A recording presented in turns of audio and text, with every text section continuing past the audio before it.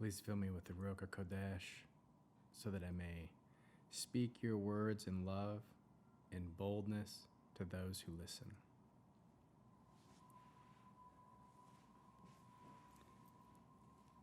After Yeshua was born in Bethlehem in the land of Yehuda, during the time when Herod was king, Magi from the east came to Jerusalem and asked, "Where is the newborn king of the Jews? For we saw his star in the east and have come to worship him." When King Herod heard of this, he became very agitated, and so did everyone else in Jerusalem. He called together all the head Kohanim and Torah teachers of the people and asked them, "Where will the Messiah be born?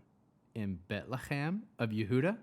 They replied, "Because the prophet wrote, 'And you, Bethlehem, in the land of Yehuda, are by no means the least among the rulers of Yehuda. For from you will come a ruler who will shepherd my people Israel.'" Herod summoned the Magi to meet with him privately and asked them exactly when the star had appeared. Then he sent them to Bethlehem with these instructions: "Search carefully for the child, and when you find him, let me know, so that I may too go worship him." After they had listened to the king, they went their way, and the star which they had seen in the east went in front of them until it came and stopped over the place where the child was. When they saw the star, they were overjoyed. Upon entering the house, they saw the child with his mother Miriam, and they prostrated themselves and worshipped him. Then they opened their bags and presented him gifts of gold, frankincense, and myrrh. But they had been warned in a dream not to return to Herod, so they took another route back to their own country. After they had gone, an angel of Adonai appeared to Joseph in a dream and said, "Get up, take the child and his mother, and escape to Egypt, and stay there until I tell you to leave. For Herod is going to look for the child in order to kill him." So he got up, took the child and his mother, and left during the night for Egypt, where he stayed until Herod died. This happened in order to fulfill what Yahweh had said through the prophet, "Out of Egypt I called my son." Meanwhile, when Herod realized the Magi had tricked him, he was furious and gave orders to kill all the boys in and around Bethlehem who were 2 years old or less, calculating from the time the Magi had told him. In this way were fulfilled the words spoken through the prophet Yirmiyahu. A voice was heard in Ramah, sobbing and lamenting loudly. It was Rachel sobbing for her children and refusing to be comforted, because they are no longer alive. After Herod's death, an angel of Yahweh appeared in a dream to Joseph in Egypt and said, "Get up, take the child and his mother, and go to Eretz Israel. For those who wanted to kill the child are dead." So he got up, took the child and his mother, and went back to Eretz Israel. However, when he heard that Archelaus, who had succeeded his father Herod as king of Yehuda, he was afraid to go there. Warned in a dream, he withdrew to the Gilgal and settled in a town called Nazareth, so that what had been spoken by the prophets might be fulfilled, that he would be called a Nazarite. So two prophecies, Micah 5:1.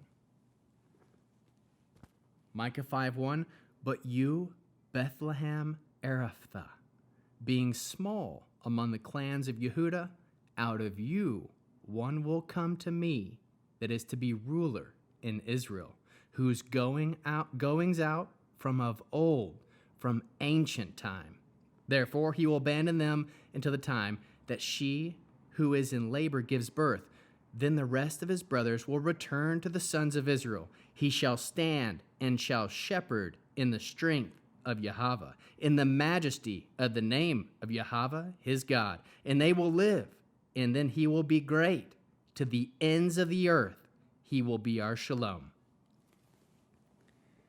Another prophecy is Hosea 11:1, fulfilled.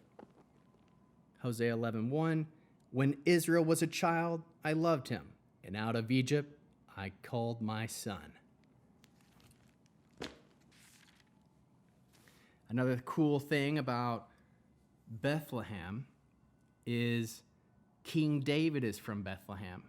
And what was King David doing before he was king? He was shepherding.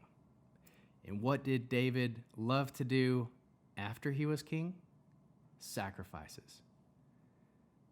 I'll show you something really cool I found while getting to know some people in Israel. They made an awesome video about Bethlehem and about how, if you think of all the sacrifices made during Passover, there probably was a place where they raised all those animals to be perfect.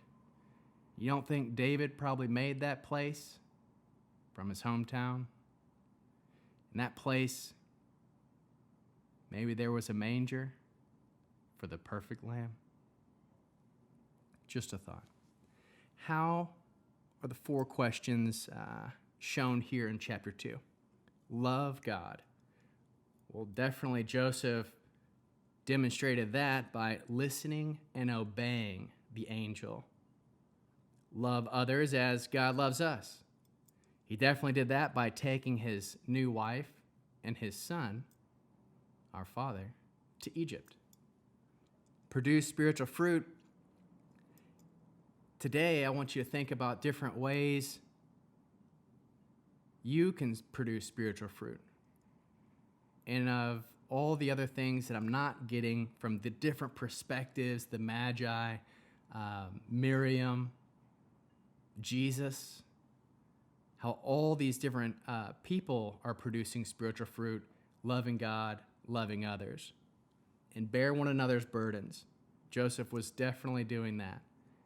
He was bearing the burden of his new wife and his son by taking them to Egypt and then taking them from Egypt into the promised land, into Nazareth.